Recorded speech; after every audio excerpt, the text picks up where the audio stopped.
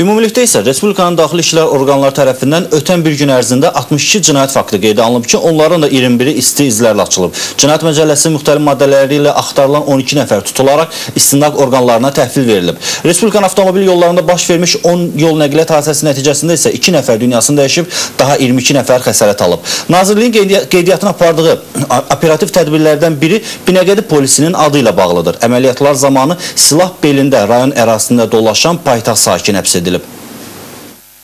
Bakının Binəqədi rayonunda silahlı şəxs saxlanılıb. Binəqədi rayon polis idarəsi və 4-cü polis bölməsinin əməkdaşları tərəfindən həyata keçirilən əməliyyat zamanı Bakı şəhər sakini Zeynal Kərimov saxlanılıb.